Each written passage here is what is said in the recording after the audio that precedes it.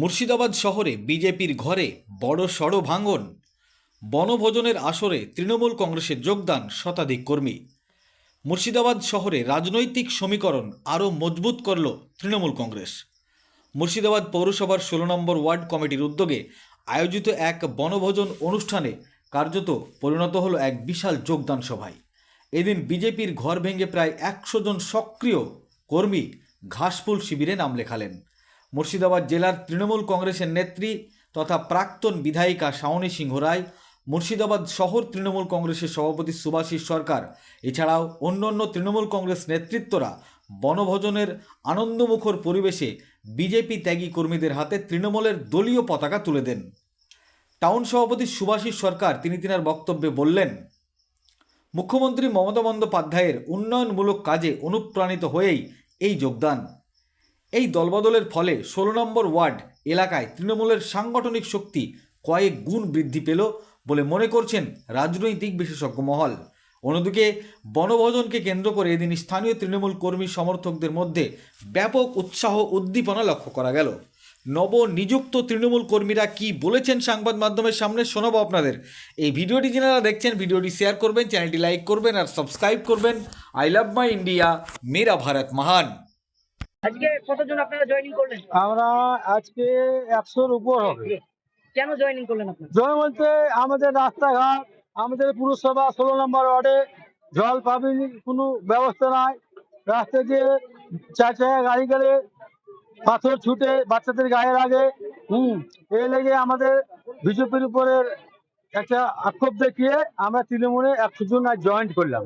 এটা একটা উন্নয়নের স্বার্থেই তৃণমূল। হ্যাঁ, আমরা উন্নয়নের সাথেই আছি।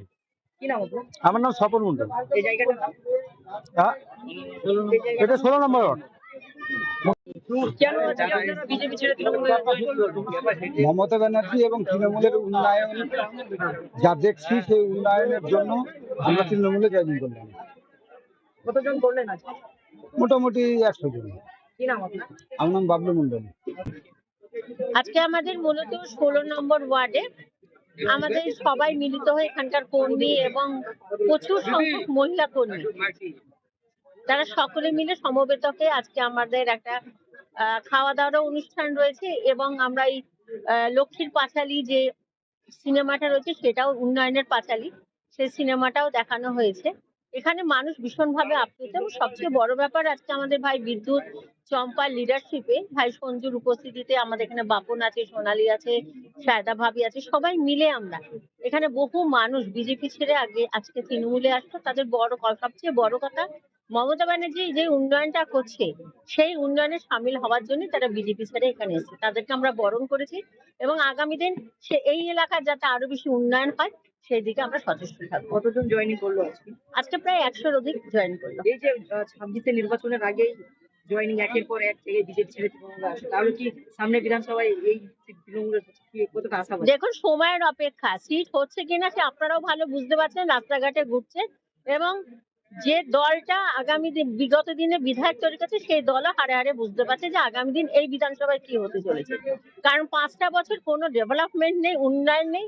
আমাকে ঘুরে ঘুরে মমতা ব্যানার্জির বিভিন্ন পথশ্রী প্রকল্প, আমাদের পঞ্চায়েত সমিতি, জেলা পরিষদের বিভিন্ন প্রকল্পের মধ্যে দিয়ে কাজ করতে হচ্ছে। বিধায়কের উন্নয়ন তহবিলের কোনো টাকা আজ পর্যন্ত আমরা কোন রাস্তা হয়েছে, কোন লাইট জ্বলেছে কিছুই দেখতে পেলাম না। এটা এই এলাকার মানুষের দুর্ভাগ্য। মানুষ বুঝতে পেরেছে এলাকাকে সুন্দর রাখতে গেলে, উন্নয়ন করতে গেলে মমতা ব্যানার্জি, অভিষেক বন্দ্যোপাধ্যায়ের উন্নয়নে সামিল হতে হবে।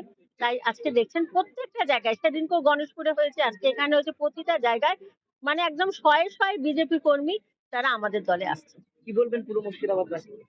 পুরো মুর্শিদাবাদবাসীর কাছে কৃতজ্ঞ আমরা। সামনে পবিত্র রমজান মাস আসছে, প্রত্যেকে যাতে সুন্দরভাবে সুষ্ঠুভাবে এই ধর্মীয় আচরণ পালন করে, উপরওয়ালার কাছে এটাই কামনা করি। আপনাদের বনভোজন কতজন কর্মী নিয়ে বনভোজন?